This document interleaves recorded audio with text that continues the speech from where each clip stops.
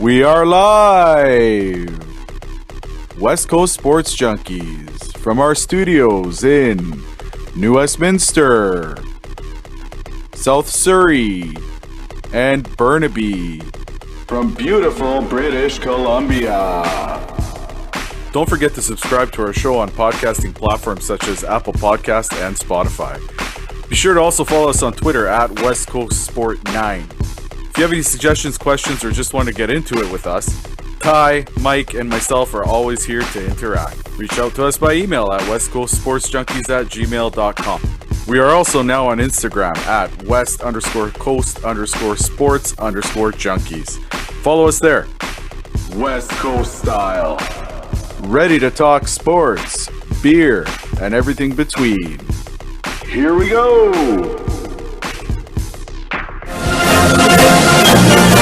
They slayed the dragon!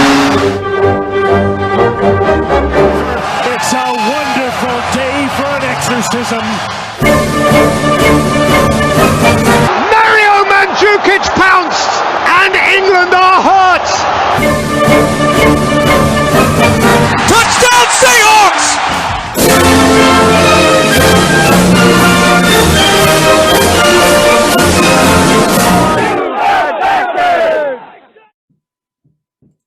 All right, we got a lot to get into tonight. We've got our drink introductions by Mike. We've got the recaps and the updates from the world of sports by Ty.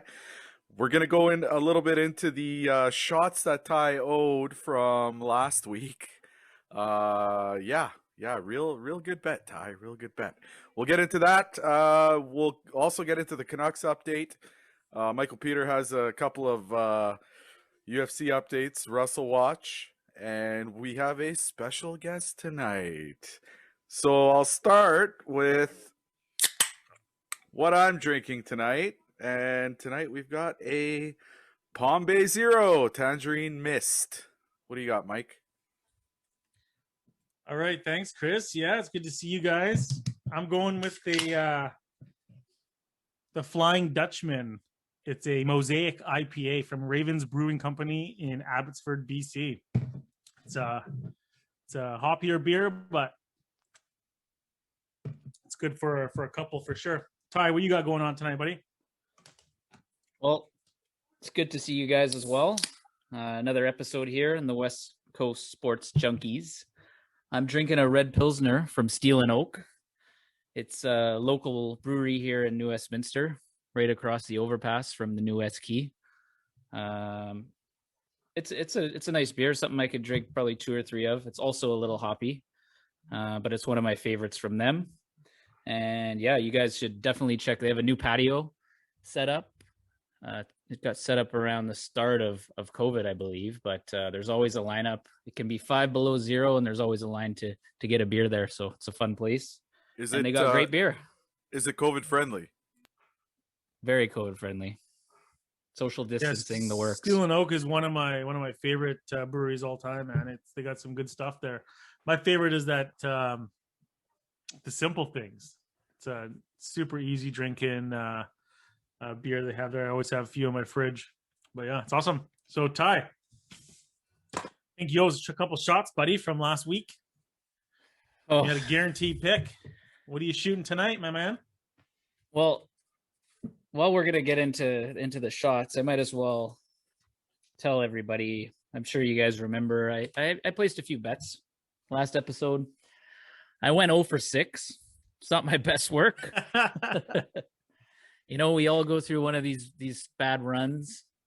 That's actually tough to do, man. If this was Keno, I think you'd win $100,000. I mean, you know, when you're betting, you go through some of these runs. Like I bet pretty much every day. I usually do pretty good. So you're going to have a bad night here and there. But the UFC, I had a few tough losses there. Mike, you're going to get into it and break it all down for us. So I won't give too much away now. But as Chris was saying, the big bet we had was a 2-1 odds shot bet. Obviously, I had the Leafs to beat the Canucks, who were 2-1 favorites. So I'm going to honor that bet like I said I would on air. I'm drinking some mezcal. I think of it as like a smoky, peaty tequila. It's great. It's great. I enjoy peaty whiskeys and scotches, so this is that flavor of like that kind of tequila. So let's do the first one here. Cheers to you guys and to all our listeners. Cheers. Cheers, Ty. It's so great, eh? Are you Ooh. going to be able to do the second one right away? Just give me a second here. This might make me a little more entertaining on the show tonight. So, you know what, Mike? Why don't you get into the UFC a little bit while I recover from my first shot there? Sure, man. So Ooh. this past Saturday, we had UFC 259 go down. And right off the bat, the first thing that I want to talk about is seeing Joe Rogan back in action, calling the fights. It's been a while. It feels like it's been a while since I heard his voice. And definitely something that like the UFC misses for sure when they were doing those UFC on Fight Island there in Abu Dhabi. Oh yeah, it was great to hear Rogan back out there. What a difference. Yeah, and he just the calls and the interviews after, they were great. So in this UFC, it was there was big hype going into it. I was pumped for it. We had Israel Adesanya fighting Blachowicz he was stepping up in weight to fight for the light heavyweight championship. He is the current middleweight champion, and didn't go as planned. Everyone sort of fell in love with the story that Izzy was going to come in, win this fight, and then move on to have a super fight against John Jones. It just didn't happen. I mean, I think the biggest factor of the fight was Block. It was a close fight, but Blachowicz took him down a couple times in the last couple of rounds, which basically solidified him the unanimous decision victory. Yeah, and I felt like it was a really close fight up until the championship rounds. Like you said, he just kind of took him down and took over. I felt like the size that we thought wouldn't be that big of an issue really changed that fight in the later rounds. It was, man. It is tougher going up and fighting. I mean, I've seen it before. It's tougher going up and fighting the bigger man. You saw it with Conor McGregor and Diaz. But then he's going up and he's fighting not just like another top, another guy in the light heavyweight division. He's fighting the champion, right? So you're fighting the best of the best in a higher weight class, which we all sort of look past because we fall in love with the story, right? And the storyline going into it was he'd eventually fight John Jones.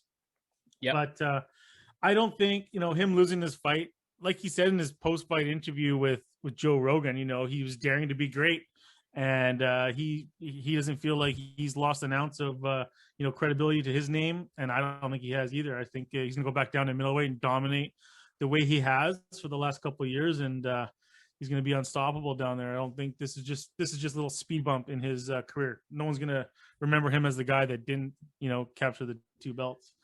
So we had that fight.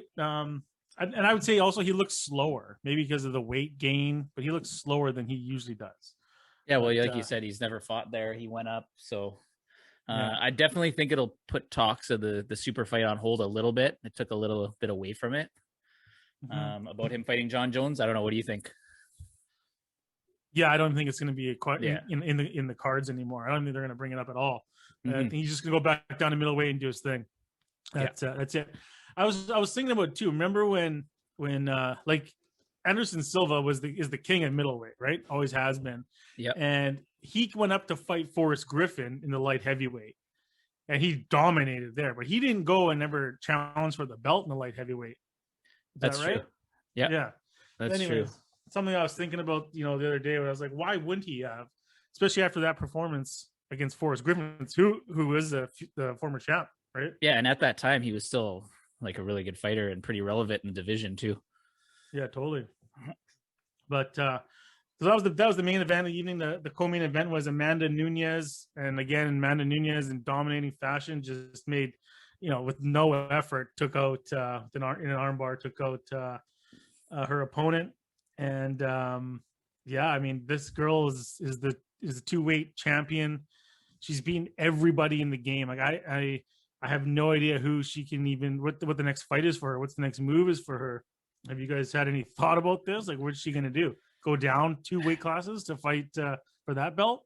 Yeah, man, I don't know. Like you said, she's up in GOAT status now, right? Like there hasn't been a more dominant champ. Well, there's a few that have gone on the same kind of runs, but definitely in the women's division. Like I don't know who she could fight next.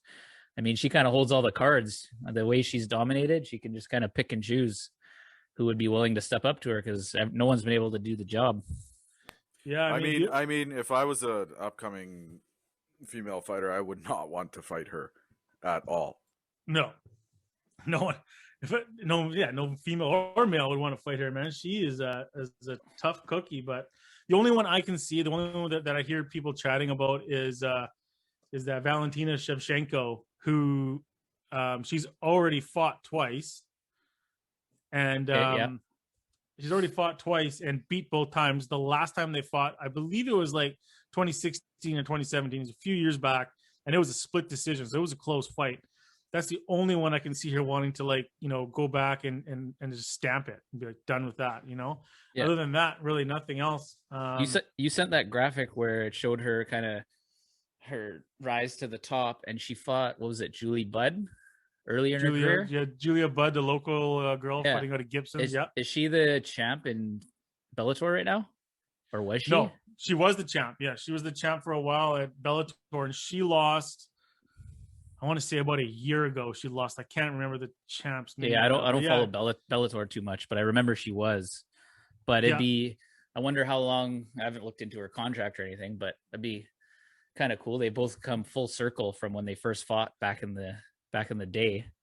Well, it would be super cool just because she's local and I want to see it. But she made, Amanda Nunez, I think it was a short record work of her too, right? She knocked her out, and I think it was a record. Yeah, it was like 14 seconds or something like that.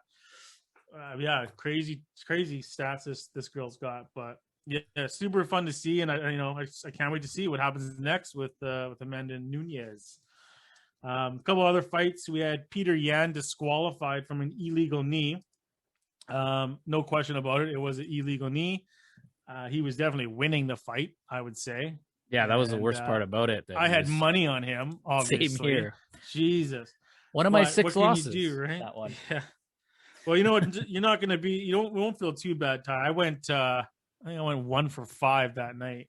I didn't bet the Canuck game, just because you were so adamant that the Leafs were going to win it, and I wanted the Canucks to win, so yeah, I didn't bet that. But and then Dominic Cruz, he wins. He was surprising. Probably the most surprising of the night was Dominic Cruz. How he hasn't lost it. He's still got that cardio, and he can go. And he won a split decision over Case Kennedy, and he looked better than I thought he was going to look. And the only ticket I cashed of the night was Askar Askarov. He beat Joseph Benavidez, and I thought my theory going to it was Joseph Benavidez is kind of old and sort of done with, and this Askarov hasn't been beaten in UFC. Yeah, that was a good bet, and that was a super close fight too, like odds wise. It was, yeah, and he dominated the fight. It was a unanimous decision win. But yeah, that's it for the UFC. There's some big fights coming up that I'm sure we'll talk about. Yeah, do you want to go into? Did you do your second shot yet? Oh, I was hoping you guys forgot about that. Well, let me talk a little bit about the PGA this past weekend down at Bay Hill in Orlando before I get into my shot. Just give you guys a little recap of that, and then I'll turn it over to Chris and Mike while I struggle through my second shot. So Bryson DeChambeau put on a show down there. It was amazing. Did you guys see that? No. He was hitting some bombs. Oh, man. So he picked up his 8th career PGA Tour victory. It launched him up into first place in the FedEx Cup standings. And he'd been struggling up until this weekend overall. Like his style, like gaining all that weight, the long drives. Just when he tees off, it looks like I don't know. He's getting ready to do like a crazy deadlift or something. The way his breathing is and everything before he hits a tee shot, it's incredible to watch. I think his longest drive was 377 yards. It was what hole is that? Absolutely that when he goes over the lake. Yeah, it was. It's on the. I can't remember the hole. It was on the back 9. It's a par 5. That's a Palmer design course, right? It's his course, and so they have. That's where when we go play down in Semiami or in the States, when we do our Birch Bay Invitational, they have that Arnold Palmer design course just around that water, just like that. You know? I've lost Arnold about Palmer 20 balls courses. in that stupid hole. Man. Where we're playing this weekend out at Northview in Surrey is Arnold Palmer designed. Oh yeah, Lots of the another rocks. course I lose a lot of balls at. Yeah, but a lot of people aren't really buying into his whole new the way he's attacking the golf courses. Like a lot of the old school golf guys aren't fans of his, just try to smash the ball down wherever it is and have short second shots like from wherever they are, because he's not necessarily accurate with that big drive. But I think it's great for golf. Like I saw that hole we're talking about, they actually had limited fans out there, which is great to see again, and they were just going absolutely nuts. It reminded me, I don't know if you guys have ever seen a long drive competition on TSN or on Golf Channel. It had that whole vibe to it. Like and then you had McElroy on Sunday trying to it was windy too, really windy on Sunday, and he was trying to do the same thing, cross that lake and put one in the drink, try to do it again, and he even put everything he had into it, you could tell. And second one into the drink. No, I know. That was the end of his round. But yeah, and he's been doing that a lot on Sundays. He can't get – he's always been in contention. It seems like the last few years, and he just can't get it done on Sunday. But another cool story with that tournament, Lee Westwood, 47-year-old in the final group, the complete opposite style of Bryson, which was almost like David versus Goliath. Westwood's an older guy. He hits the ball a long way, but he's more the traditional hit fairways and attack the pins, where Bryson's just hit it as far as I can and try to capitalize on some shorter second iron shots. Totally, man. Yeah. It was good to see him up there. And you know what? I was pumped to see Corey Connors up in the mix too. For sure. The lone Canadian boy. He was leading, I think, going into round 3, and then he was like top two. I think he was in third going into Sunday, and he finished up the top up around there anyway. So that was good to see. Really good showing for him. What was disappointing with that tournament is Ricky Fowler again. Guy just is in a free fall. He actually made the cut, which he hasn't been doing a lot lately, but he finished down near the bottom of anyone that made the cut that weekend. What is it? Have you heard anything? Any stories? Like, has he got some pain? Does he have? No, it hasn't been any injury. I heard he fired he switched up his caddy. He fired his swing coach. He's trying to mix things up and get back into it. But what gives me hope for him is you look at Jordan Spieth, right? He hasn't been hurt for 2 years. He kind of was, it seems like, battling similar things.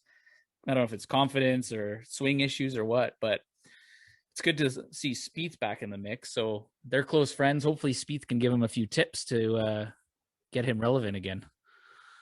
Bring him back into the mix. But you know what? Let's keep on schedule here. We got you got a shot. So let's finish up your shot. I'm going to kick it back over to Govik. Oh, Govik, thanks for reminding me here. All right, I'm going to do my shot. Yeah, I want to. Hold on. I need to hear him take this shot. This is very important to me. Don't you love it when someone calls like guarantee picks against your team? Yeah, and loses. That's the best. It's my team too, but I taking one for the team. On the last podcast, you were saying you got to stop betting with your heart, man. Hell no. All right, okay, do it. All right. Cheers, everybody, again. Cheers. Ooh, that looked good. That looked really good. Oh. Birds. For those of you that are wondering, he's grabbing his chest. It's just one of those reactions when it's strong. All right. It's a party on a Wednesday night. It sure is. All right, well, World of the Canucks. Well, they had a good week, gotta say. Excuse me. They beat the Leafs as Ty is paying for his sins right now. Beat the Leafs twice. The first game was an excellent game. I thought it was a team game. Everybody came together. They got the win. The second game was a comeback victory in the third period. Really good. I mean, last week we were talking about firing the coach. This week, I don't know if I can say that. Dude, they've been rolling, man. These last 3 games. Those 2 games, they beat the number 1 team in the league. and played amazing. And then the last game, I'm sure you'll get into that too. Oh, the last game. Okay, the comeback of Burrows. Now Burrows is a fan favorite, obviously, in this town. He slayed the dragon. He was the guy. Coming back as a coach, as an assistant coach. Actually, I saw something funny on Twitter. I can't remember who tweeted that, but Corey Perry on the bench. Did you ever think that Burrows was going to be your coach? Yeah, I saw that too. Amazing. Oh, that was gold. That was gold. Awesome.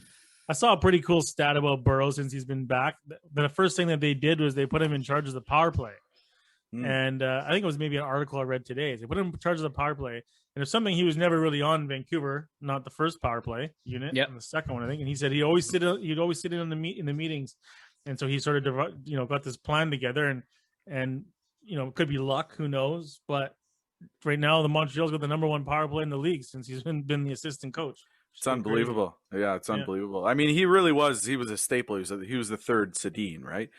Who would have thought that? After, they went through, who'd they go through? They went through Trent Klatt was the first one. Then they had Anson Carter. Then they had a couple of stop signs. Verbata one good year, I think. Verbata, yeah. And then you throw Burrows into there, and who would have thought that? But I mean, that was the thing. A lot of those guys had the one good year, and then they wanted a lot more money, right? Anson Carter. Obviously, yeah. Obviously, the GM's like, well, no, you're playing with the Sedins. I could get 30 goals or whatever, right? Yeah. Exactly. I mean, then they go to other teams. They do nothing. Yeah, Anson Carter is a prime example. He went to Columbus. He signed a huge deal, and he just kind of fizzled out. Really good with the Canucks. Yeah, a little harder game when you don't have the Sedins passing you the puck, eh? Yeah, exactly, right. I remember Ron Guiney. Remember Ron Guiney? He said a stop sign could score 30 goals with the Canucks. So I think exactly. Or sorry, with the Sedins. With the Sedins, yeah. I thought that was always good. I always say that one. But Burrows, he completed that line. I thought it was great. I think it's great to see him in the league. I'm so happy for him. Oh, me too. Opportunity. Me too. I mean, I know he did his time too as an assistant coach in the AHL and all that stuff. So good for him. Shout out to him. Awesome. However, his team did lose to the Canucks with a late third period goal by Adam Gaudette. It was a nice goal. Goalie pulled. I mean, it was an awesome game. Like it was a 1-0 game the whole game. How good was the last 6 minutes of that game? Oh man, and the overtime. The overtime and the last minute of the game. Besser was all over the ice. It was unreal. We should have finished it there. No, Besser had that wide open net. What a play! Yeah, he got through everyone. What a play, and then what a save by Price. Fakes the wraparound. What a save by BC boy from Anaheim Lake, Mr. Carey Price. Wow, what a save that was! Just an unbelievable save. So that's 3 in a row for the Canucks. 3 in a row. Demko looking like Bubble Demko again. Number 1 star in the league for last week. Star of the week, number 1. Only behind Connor McDavid and Leon Draisaitl. Hey, is that a testament to the North Division? The 3 stars of the league. They're all in the North Division. They're all actually Western Canadian as well. Yeah, repping the North Division for sure in the NHL. I mean, you can't blame them for picking McDavid and Draisaitl. I mean, they're putting on a clinic tonight against Ottawa. Poor Ottawa. 7-1. Yeah, they're both on a tear. Those guys. Oh man. So another thing I wanted to bring up was Mr. Mikey at the Mig calls out Mr. Miller and works. Can't believe that. That's right. What I say, he needed to do. He needed to get out there and he had to get some points, some stats. 3 points on the game on Saturday night against the Leafs. Yeah, man, he's turning around a bit. So that's good to see for sure. Hey, maybe they're starting to listen to the podcast, guys. It seems like since we've started this, they've really turned the corner. Representing, hey? Yeah, well, they weren't listening to you, or maybe they heard our complaints. No, they used your motivation. Yeah, they want to prove Ty wrong. Yeah. They put that Tizdot guy on the bulletin board saying guaranteed win for the Leafs. We're gonna make this guy drink tonight. So absolutely, took one for the team. I'll do it again. So here's the thing. Now they're on a 4-game win streak. They play tonight at 8:00, which is weird. That's 3 just a game, weird. isn't it? Or 3 sorry, game? no, isn't it 4? I think it's 3. They Mm, beat the Leafs twice and then Montreal, wasn't it? Yeah, so we're going for our 4th straight win. This is our okay, 4th game tonight. okay. My apologies. So this will be the 4th game. Yeah. So what? Not that far out of a playoff spot, which is crazy compared to when you look at the amount of losing they've done. Oh man, like this is something to be thought. I don't know. This season, I heard a couple different versions of what could happen, and there's some people back east that are talking about the Canucks saying, "Hey guys, this season isn't over yet. They've got just as good of a chance as anyone else in the North Division to make the playoffs." So Definitely. Saying that though, they do. It's going to be a tough road for them still because they have played a lot more games than a lot of the teams around us, right? this is true. This is games true. in hand, but it's nice to be back in the mix and talking about potential playoff hockey again, right? Considering where we were 2 weeks ago, I'll take it. Oh, it was fire everyone, fire Aquilini, fire everyone. It was crazy what was being said in this town.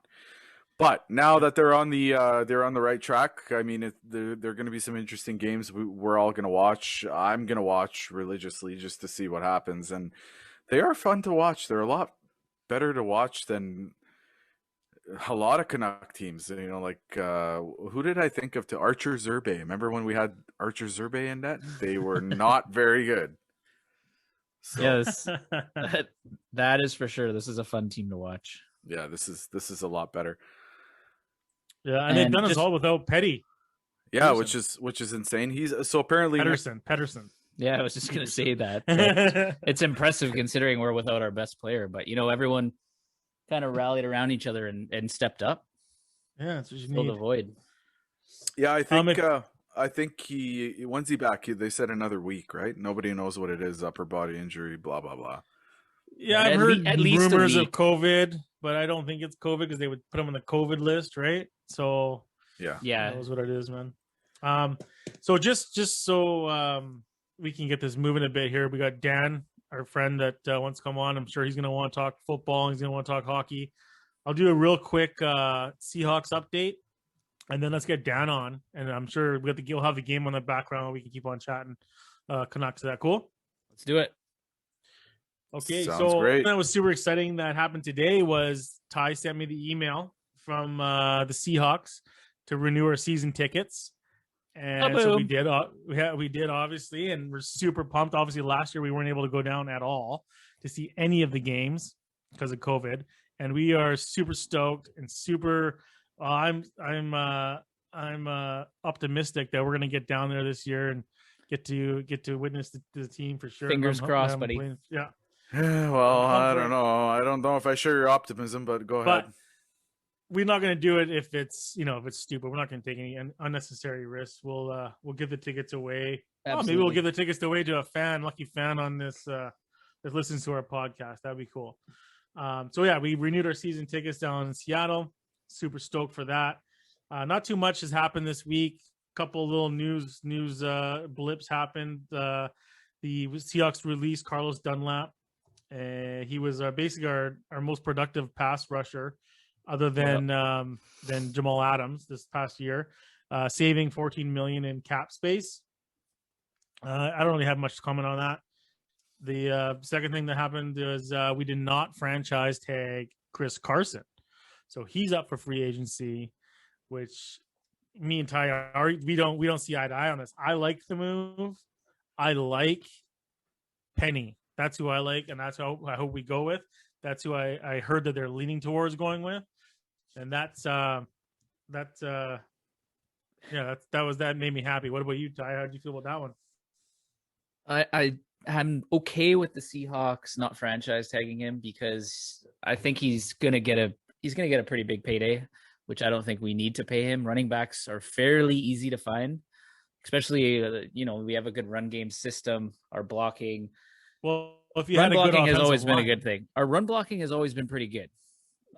It's our pass blocking that has been the issue, right, with Russ. But I just love Carson's running style. Hard-nosed runner, puts his head down. And the one thing I like Penny too, but the guy can't stay healthy. Carson's battled some injuries too, but he's been a lot more durable than Penny. But to your question, I'm okay with them not franchise tagging him. But if we can bring him back after he tests free agency at a reasonable price, I'd be all for it. What is the latest on Russell Wilson, Michael? Yeah, to be honest, nothing has changed too much. I haven't heard really anything from Russell Wilson. I've seen a few tweets and photos of him just focused on grinding it out and working out and stuff like that. There's been no news articles on he's demanding this or having fights with these guys. Nothing really from the Seahawks either. I've seen a lot of things from Seahawks fans saying like Russell's our guy and all these stats of like he's number one in passing, number one in this, blah blah blah. But nothing much. I saw that the news article I sent to you guys from Michael Brockers, the defensive lineman from the Rams, and he was saying you kind of cross your fingers a little bit when you hear things like this. You hope whatever you hear is true out there, so you don't have to chase him around twice a year, which I thought was kind of funny. But yeah. Other than that, no, man. There's nothing really new to. I got one interesting little tidbit. It's kind of a read into it what you will, but the Seahawks send out a letter, right? Just an update of what's going on for next season, trying to get people to renew. It's like their season ticket renewal letter. So they didn't mention Russell Wilson at all in the letter. Yeah, I saw that. did they send that letter to you? You manage our tickets. So did you get that? I haven't got it yet because the people in Washington State just got it like yesterday. So obviously our mail takes a little longer to get up from Seattle. Oh, it's a physical letter. That's being mailed. Exactly. It's not an email? It's a physical letter. Physical letter. Yeah. Wow. So a guy that got it in Washington State, obviously, he tweeted the picture of the letter. And then all the news outlets got a hold of that and obviously read it and said, there's mention of DK, Tyler Lockett, the new offensive coordinator, but no mention of Russ at all in that letter. Interesting. Just before this podcast, I sent you guys, a friend of mine sent me a little clip or some news article saying that Colin Kaepernick could be the Seahawks quarterback next year if Russell Wilson were to leave. And I just thought it was funny because I don't see that happening in any way. But I don't either. I mean, he's been out of the league for too long. I think he could still play. He's a great athlete, but 3 years out of the league, you can't just walk back into it and control an NFL offense. It would be cool to see him come back and be like Russell Wilson's backup just for like a publicity stunt, Well, that's in 2017, he actually got a workout from the Seahawks for that potential job. And the Seahawks said they couldn't work it out money-wise. They were a little off with his camp in terms of what he wanted to make as a backup to Russ, so it didn't happen. But well, interesting. It's a shame.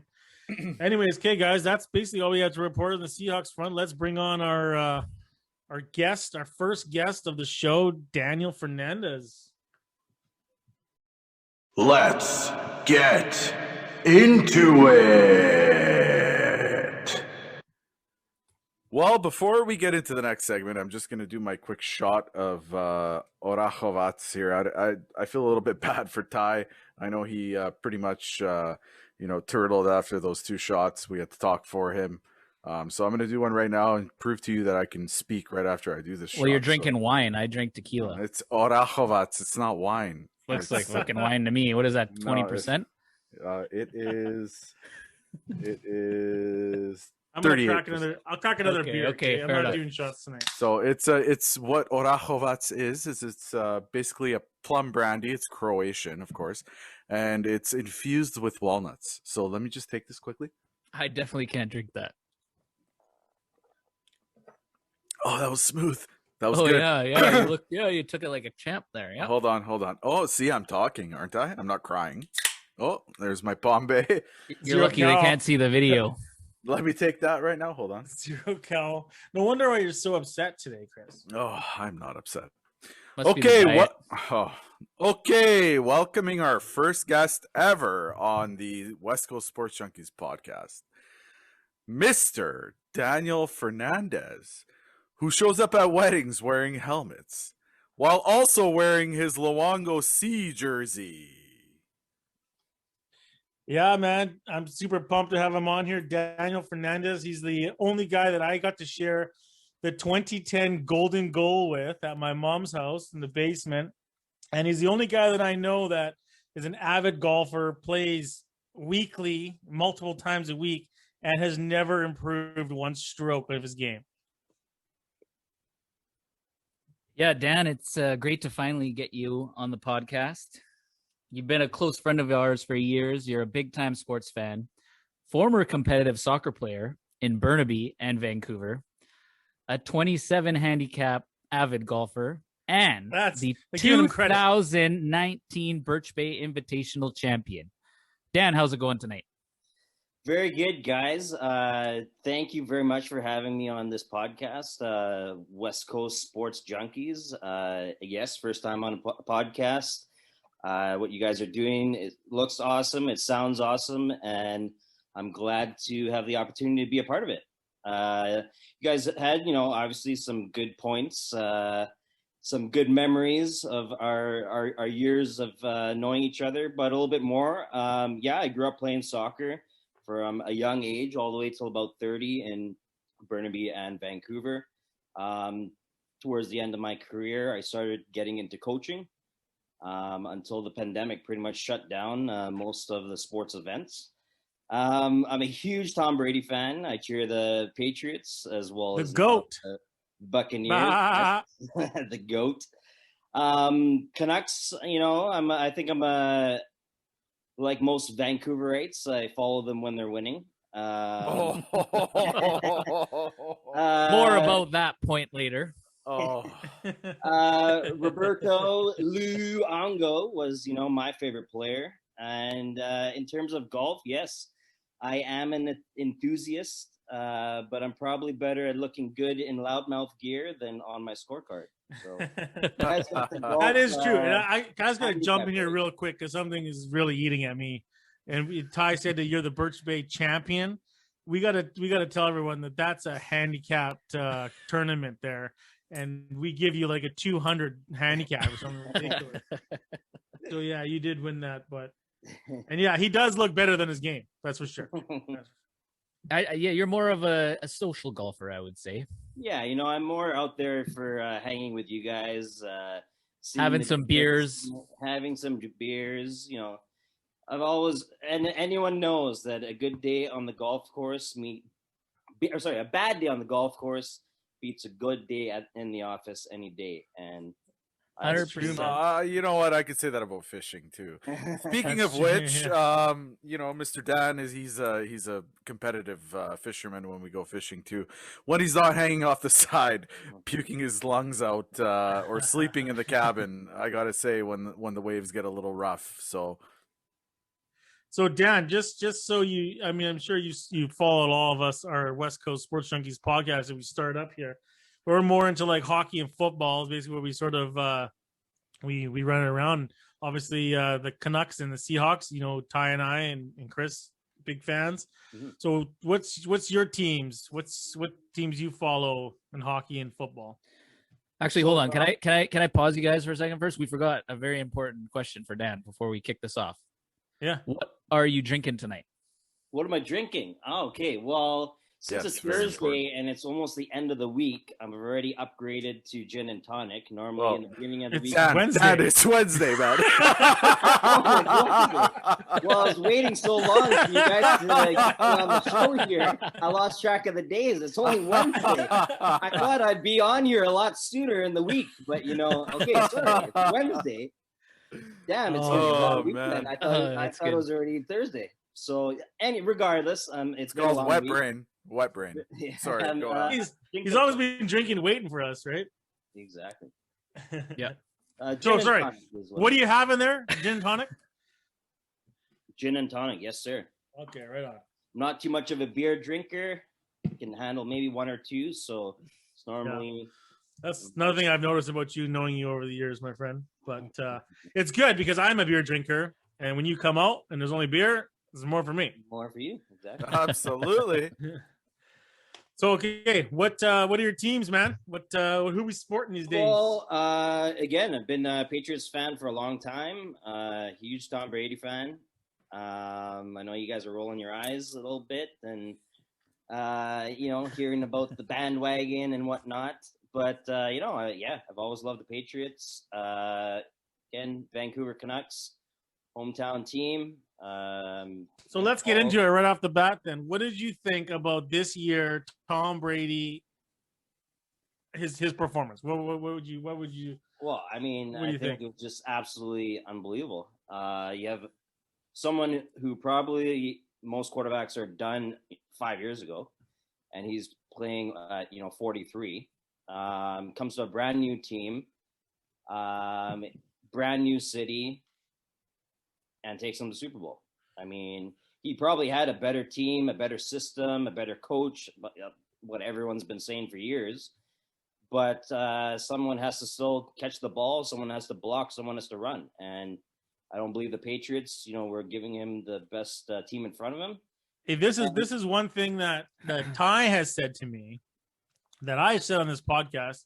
I don't want to keep on repeating myself, so let's just get it out today and be done with this. Mm-hmm. But I say Tom Brady's the GOAT, right? Greatest of all time to play quarterback in the game of football, and it's because of his ability to elevate everyone else's play on their field.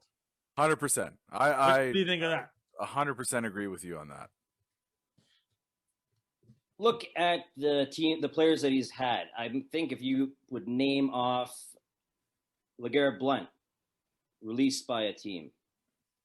Mandola, released by a team.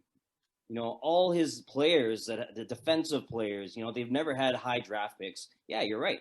The way that he trains, the way that he prepares. It's his leadership or something, right? It's just something that he has that's different than others. The others have a bit of it, but they don't have it to his extent. You know what I mean? He takes the players around him and channels that energy and makes everyone better. And including the coach. Ty is squirming in his chair. I can feel it, but it's true. And you guys notice me being very quiet about this. I see him being very agitated over there. Oh, I see him spinning around in his chair. Now, what I'm telling you, Ty, is and we've brought this up before. If it's not Brady, his record speaks for itself. However, there's a lot of other factors at play here that don't get talked about. It's not just Brady. I mean, he's had a top 10 or top 5 most years defense his whole career. Okay. Playing in the AFC East, the worst division in football. It's not his fault, but I'm just telling you, there's factors here. He's got arguably the greatest coach, the GOAT, Bill Belichick, coaching. He proved that wrong this year. No, he didn't. Brady left a sinking ship. He did. He proved that. Brady left a sinking ship. Okay? He didn't have to leave. He could have stayed. You know what? As Dan was saying, they didn't have the same weapons. No. They were in salary cap trouble because what they've done is they've tried to stay relevant and compete for years with Brady, and they have done that. But he was like, okay, well, I'm not going to win here. He got bounced in the wild card round for the first time in his career. He had to play in the wild card round at home for the first time in his career. Was Dan there? That could explain it. As a Patriot fan, that would leave. I understand Patriot fans that are like, okay, well, when it got to the playoffs, like, okay, who are you going to cheer for? Sure, let's cheer for Brady. But that would leave a sour taste in my mouth, having my QB jump ship because your team's going downhill and go to a team that the only thing they were honestly missing was a quarterback. They went 8-8 with Jameis Winston, who fucking threw the ball, turned the ball over 30 Gronk was a pretty good addition too. times. He got 2 touchdowns in that Super Bowl. Okay, that was his coming out party game. Gronk, the whole year. That was the one highlight in the year. Yeah, it's a pretty good one. Him in fantasy in the first 6 weeks. He was drafted. But to me, I'm telling you that second week. Okay, back to this question though. Here, I was going with my point. You guys had the floor, and we heard your Brady love fest there. Okay? Well, you just threw a whole bunch of vomit on the floor, and we got to start cleaning it up. That's not vomit. That's all. Exactly. Those are all facts. Can you argue any of those facts? That Mr. I was saying? No, yes, we can. We can argue. It doesn't matter. It doesn't matter. He won. He's a winner. Let's start off. Wins when he can. It does not matter if he had this luck, that luck, or whatever. I didn't say luck. He gets to the show. Well, no, that's what you're saying. He gets to the show. It's and all when dough. hold on. He gets to the show, and when he gets to the show, he takes the cake. Okay? Yes, he's lost a few. Oh, well. I didn't even say for that the he most lost part- a few. I didn't even say he lost But a few. I'm saying, because your argument is so ridiculous. It's so ridiculous. It's really This not. guy is the best. Yes, I didn't it say is. he wasn't the GOAT. I said that the stats speak for themselves. The Super Bowl speak for but themselves. he's the GOAT. He's the GOAT, but hold on. Oh, okay, Gretzky's the best, but hold on. No, different situation, he's way the different GOAT. sport. Oh my God! No, it's not. It is. It's not a different situation. They're sport? both Well, the hang best. on. One has a puck, one has a football. Are you saying that Tom Oh, Brady is Ty. the greatest of all time in football? The stats, well, you can't argue with Super Bowls. So yeah, I've never heard Ty admit that, and he did it on air. I've never. I think you owe another shot, said, my friend. I think I've it never might be said the, he the isn't. shot speaking right now. I've never said he I isn't. think, honestly, I think that as, again, someone who would, I guess, be considered biased against Tom Brady or for Tom Brady, if you were to look at a traditional quarterback in the current generation, would not be considered a top quarterback. He was drafted 6th round, 199.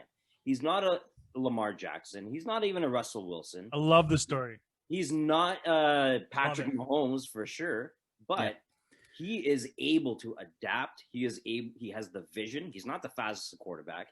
He's not the best at anything. Not one of those things. Exactly. Like you said, he's not a Wilson or a Jackson. No. Change for the way that the game is played. Okay, he's not the best. He's not the key players around him. He's gonna win. And who does that? Tom Brady does that. Tom Brady does that. Gretzky Who brings does in these that. players? Who brings in the O-line? That old man Brady. Brady's been an old man since he took over because he is very unathletic, as we've just talked about. Doesn't matter though. Brady's the one that He's the the leader. one. He's the glue. He's the glue. You man. can bring in anyone. I think. And if it's he if took over the team from Bledsoe and won a Super Bowl. Okay, so what do Bledsoe you say didn't do about it him in getting many years? What do you Many say years. about the Patriots going downhill? Okay, getting knocked out of the playoffs. Their division finally picked up, and he leaves that team and goes to another team where I said the only thing they were missing was a quarterback. They were already set up for success. I think Russell Wilson could have gone there. What and I won a Super personally Bowl. think is that he did that to silence the critics that kept on saying it's Belichick and not him. But that didn't That's why I completely think- silence them because the Bucks have a way better roster, 10 times the roster of New England. That game. So is Brady's contract up this year, or has he renewed, or what's going on? He has a 2-year contract, and they're already looking to extend it. So he got one more year, and he's 2 looking to years, extend it. $50 million. And I heard well, let's talk about this for a second. So you guys saw the news this week that Dak Prescott just fucking signed a massive contract. Something 160 million, 126 million guaranteed over 4 years, and a 66 million signing bonus, the largest in NFL history. And if you look at the list, one of you guys sent it in our group of the highest paid quarterbacks. You don't see Tom Brady's name on that list. Nope. Another reason why he's able to win, because he wants to win. He doesn't care about the money. He doesn't care about the money. He's got No. a super. He's got enough money. Because He he's wants to be the 43 years greatest ever. old. Bring in You the dough. you take this. No, No, but but ask this question years ago when he's Dak's age. He'd be taking that contract, but he wasn't in a position to get that contract then. he didn't. I would go back to when they played the Giants. So how far along? That's Yeah. what This is that's another 10 thing. years So ago. the NFL constantly changes with their salary cap, the way they can mess around with the payrolls. So Brady gets paid very well. Dan will tell you about this. They just work the contract around so that his base salary is not as much, and it's a lot of signing bonuses and bonus, different Guaranteed payments. money Otherwise. and So stuff like that. you don't see him. It's true right now. Annually, he isn't making what they are because, not against the cap. Just He's against the allowing cap. the team to sign more players. but he is Okay, He's getting paid. So he's getting getting paid. paid. And he's up there then, right? But what I'm saying is, the way the NFL is right now, these quarterbacks are so hard to find. And Dak won a playoff game. He beat the Seahawks in his one playoff win, unfortunately, a few years ago, wild card round. He hasn't Pissed me won off. anything though, but he's shown that he can put up some big numbers. He's durable up until last year, so that's a little surprising given his injury last year. But I mean, it seems like every young QB is just going to get the next big contract. It seems like it's going that way. It went Russ, Watson, Mahomes, Dak. It's going to be Lamar Jackson next. You know, one thing that makes me, this contract makes me think of is Ezekiel Elliott's contract whenever that comes up. Like, running backs are a tough one, man. He sucked without Dak this year, right? He's on my damn fantasy. He sucked without Dak. Also, their O-line was banged up all year. What made Zeke so good was Dallas's offensive line has been one of the best year after year after year because they drafted so high up for about 3-4 years, and they went offensive linemen 3 in a row. That's what we need to do. And so then, but why contracts? Why when Dak goes, the Zeke, because all they have is the running games. Everyone's just focused on, okay, you got to stop the run. You stop the game. Partially, and the same. They didn't have the starting lineup in there, right? A lot of that injuries. Can't be good for your if you want to make money, right? Yeah, like running backs are they're almost like a dime a dozen. You can pick some, like Aaron Jones, for example, was like a 6th round pick for the Packers, and now he's entering free agency and he's going to get paid huge. Like, you can just find them, but. Dan, I have one question since we got a little off topic there with talking about Zeke. But how did you feel when Brady left the Patriots and went to the Bucs? As a diehard Patriots fan. I think that in terms of a professional athlete winning championships, he did everything that he needed to do. He did not need to leave the Patriots. He could have ended his career, ended his legacy. Whether he wanted to play another 2 years, that's fine. He could have played with the Patriots. And he would have gone down as one of the GOAT and retired with the same. Obviously, yeah. Now, for his own personal reason, again, something that a lot of us don't understand, something that actual current players don't understand of what makes Brady Brady. He is obsessed with winning and obsessed with creating a legacy that will be untouchable. Fair enough. I think Brady also, he knows that, which is fair. Again, but he is not the quarterback that you can have your entire team on your shoulders. And the Patriots have always, for the last 20 years, again, relied on Brady to hold the team up. They plugged players in. They plugged, defensive players in that were able to, learn the system. But at the end of the day, Brady was able to win the game with what he had. You take away all those pieces, and again, he's just an system quarterback that knows how to play the system. And he's a great leader. So it didn't bug you that he left. Fantastic. Oh, again, I think, I'm more. You got a Bucks jersey pretty quick, and you were really excited the whole season. I knew you were going to ask that. The viewers can't see my jersey, but I can see why you wore one that wasn't obvious, because you don't want people to know. Sorry, say that again. It doesn't look obvious as a Patriot jersey. You could play it off as something else. You don't want to be too. The logo's right there. Yeah. Okay. Yeah, I saw the logo first. I saw it. Out I saw it. I'm just saying, as a Seahawk fan, if Russ went to the Bears, I would not become a Bears fan and cheer for him all season and in the playoffs. Would you buy a Wilson Bears jersey? Definitely not. No fucking chance. Really? Mike, would you? Say that again. Would you buy a Wilson Bears jersey if he gets traded to the Bears or signs with the Bears? Yeah, we were talking last episode. I think it was about me at the bus. I'd be at the bus when every time he was in town, chirping him if he went to their fucking. Actually, he won a Super Bowl. I love him. I wouldn't buy a jersey, but I would chirp him. I for sure chirp. I'd be pissed. Yeah, I wouldn't. Pissed. It's not, Dan, I'm not telling you to hate the guy, but it's just like I can understand jumping on another team and just cheering for them the whole season when your team was struggling. I don't know. I mean, Alfonso Davies, when he went from the Whitecaps to Bayern Munich, I'm pretty happy about that. I mean, that's a little different situation. Wow. It's not. If you want to look at it that way, it's a player. If you like the player, you can cheer for the player. Just like how, actually, this is right up Dan's alley. Because you're a big Whitecap fan, right? Well, I mean, I tried to get season tickets, but you two idiots went different. But I get what you're saying. But here, okay, so and like let's say this, like Dan can relate to this. Like he's a big Portugal fan, Oh, right? Ronaldo, yeah. Ronaldo. So I was a Real Madrid fan for other reasons, not just for Ronaldo, but I love Ronaldo. Like if you ask me Ronaldo between Messi, it's Ronaldo 100%. He's just better. He's No way. Oh God! Hold on. No No, way. Stop. You over there, stop, please. Absolutely. I No. think you guys might have a way. segue for your next podcast. Stop right now. Right now it's Ronaldo, Champions League. Ronaldo is better.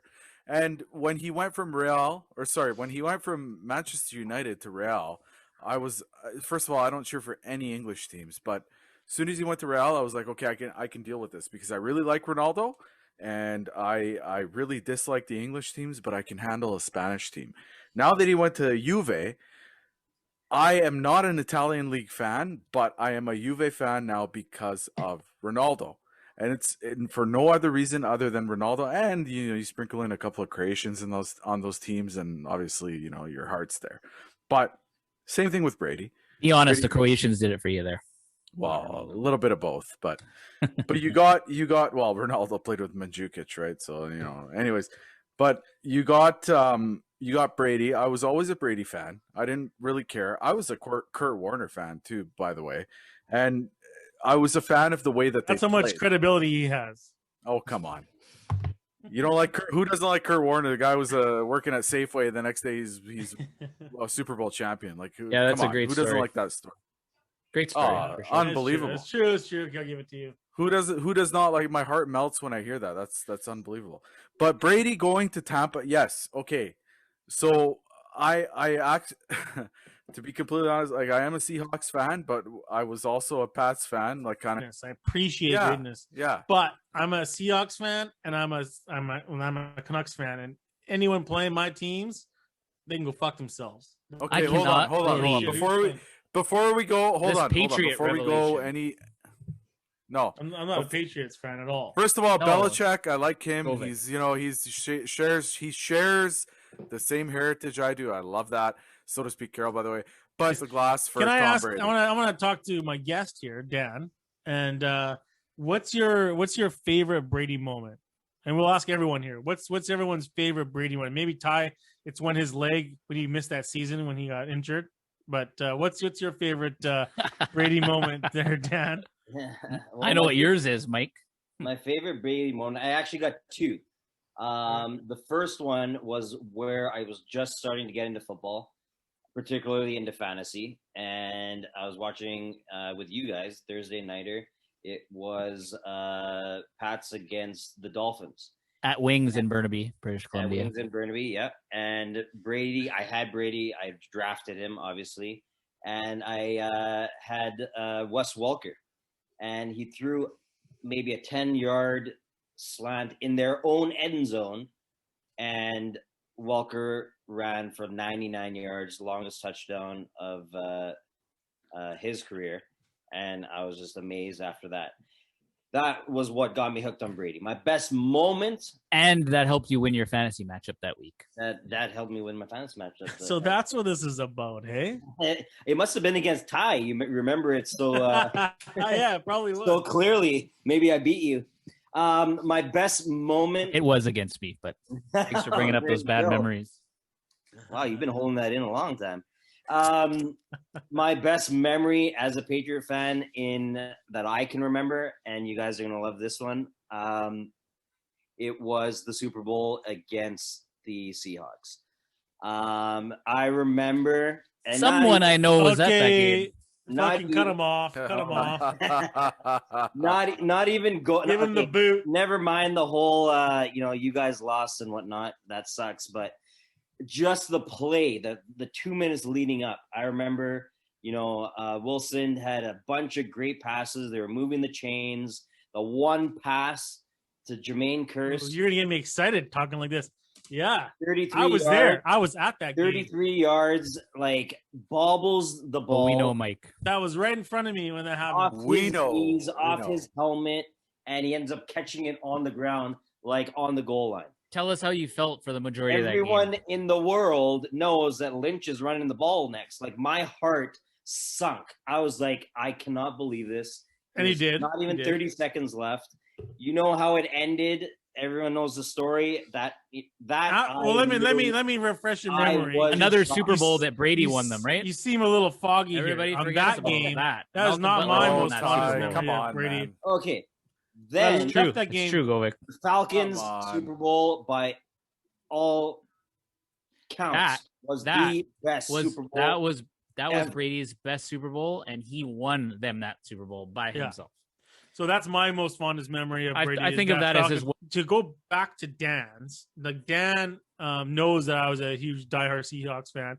We went down to the Super Bowl for that Super Bowl when they played Seattle. And I took my vacation. I took 10 days. We went down to Arizona with the family. Ty, you came down for a long weekend. My brother came down. Me and my wife, we went to the game. Ty, you were supposed to be at that game, but you didn't because you had an issue with the tickets. Yep. But For another podcast. it was it was a great experience, the whole trip and everything like that. And I come back home. I mean, we lost the game. It was I was super upset about it.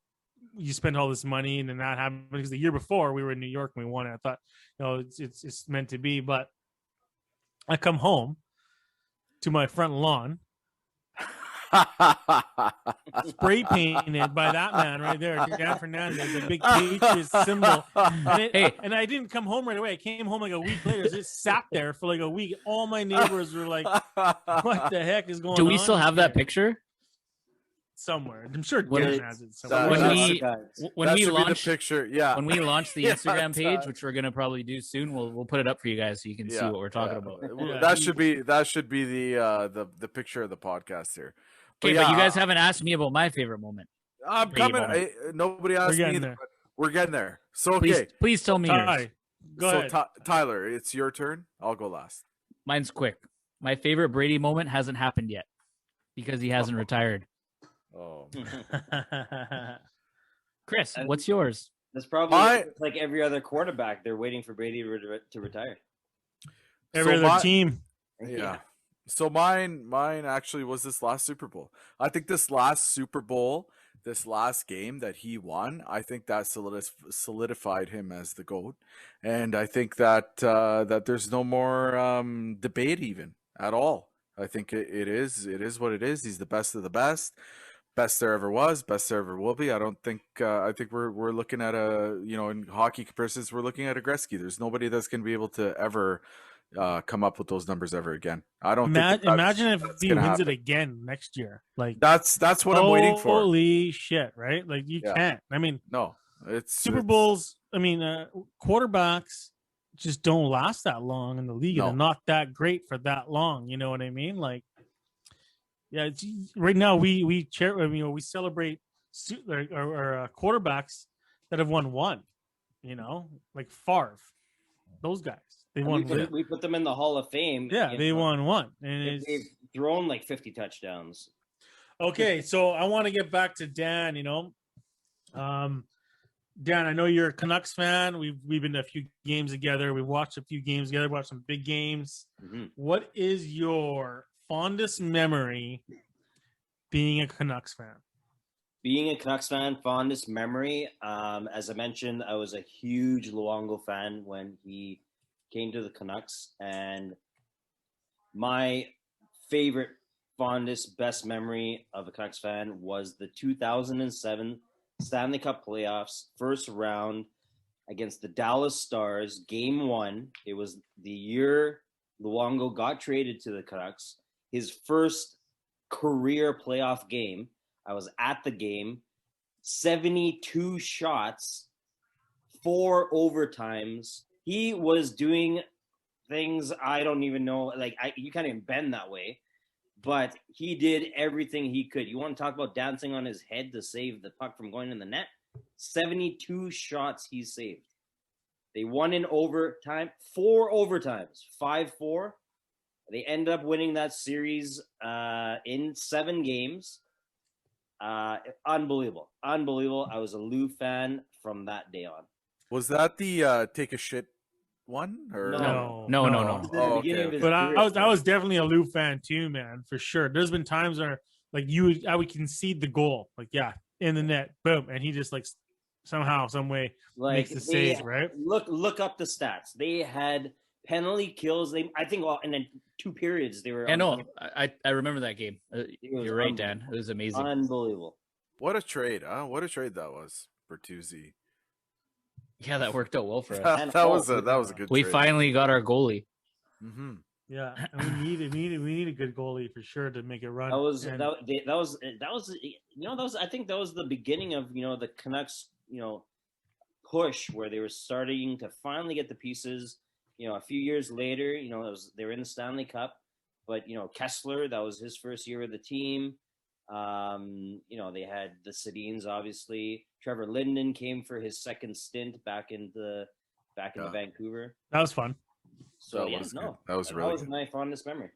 And obviously, you got the Stanley Cup run. We all remember that, and all the daggers that we all felt in our hearts.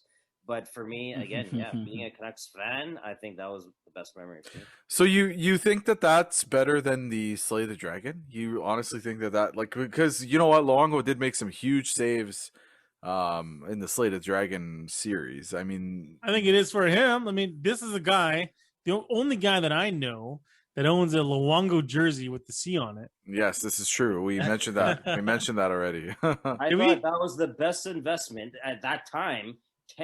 Contracts, 10 years, 12 years. First captain for a goalie. I went and bought that thing the very next day. I think 2 years later. And that kind of got you back into the Canucks, right, Dan? That did. Yeah. Because obviously you cheer for them. They're your home team, but I mean that was what got you really back, invested. I mean, I know what you mean. Yeah, we've all first Canucks jersey. Actually, here's a little trivia for you guys. That is the one and only Canucks jersey that I own and that I purchased. Is that same Luongo with the C? Not I. I have a Sundin jersey. Oh my god. And you guys, whenever I hear about that jersey with Govik, I think of Ron Guinea roasting you every day. Every time he would see you. And this next part here, I'm gonna bring in Dan. A lot of you don't know, some of you do. We've traveled to a whole bunch of different cities to watch a bunch of different teams. We've been to Dallas, we've been to Green Bay, New England to see his beloved Patriots. There's countless games and cities we've been to, but Dan, what would be your favorite and most memorable sporting event you've been to live? Well, again, being a Tom Brady fan, I knew that was one of my bucket list things that I needed to do, see Tom Brady live in New England, Gillette Stadium. Yeah, you were with me. We went to the game. Before that even, we were lucky enough. I'm not a huge baseball fan. I'm not a Blue Jays fan or anything like that. Just so happened that the Blue Jays were playing in Boston. Red Sox, huge stadium, a lot of history. It was just amazing to see that, experience that, the Green Monster, and seeing, that whole history. But then, the next day we went to the season home opener, Patriots against the Kansas City Chiefs, right after they beat Atlanta in the Super Bowl, the raising of the banners, just the whole production, everything, the atmosphere. They lost the game. Yeah, they got blown out by Kareem Hunt on his back. I think rushed 5 touchdowns. Launched him onto the scene. Yeah, his rookie season, first game, 5 touchdowns, unreal. I played against him. I played against him on fantasy that week. Even though they lost, it was an unbelievable experience. Just seeing the city, seeing everything, it was unreal. I'll remember that for the rest of my life. Okay, well, we'd like to thank Mr. Daniel Fernandes for joining us tonight. Lots of good input. Dan, what do you think? What do you got? Yeah, thanks so much for having me on, guys. It was definitely a great experience. My first podcast, like I said. Great convo, great discussions, great debates. I definitely would love to be invited back on for another episode in the near future. Well, my friend, we had some great content, great conversation, great debates, of course. I'm not going to debate with you too much. I am on your side with the Brady stuff. I know Ty agrees with us on that. But yeah, anytime. Really appreciate your time. And where can people find you? Where can we find you? I'm honest. I'm not too much of a big social media guy. I don't have Twitter. I don't have Facebook, but I do have Instagram, and it's at Dannandez21. That is DANNANDEZ 21. Okay, well, that's great.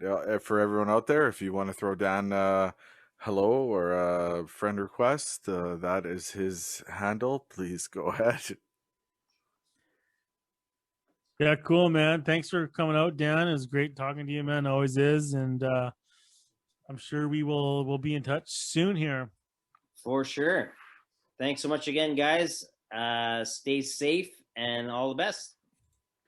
All right, Dan. Thanks for coming on. Thanks We'll for see you coming guys on. next week. Great Ciao. stuff. Great stuff.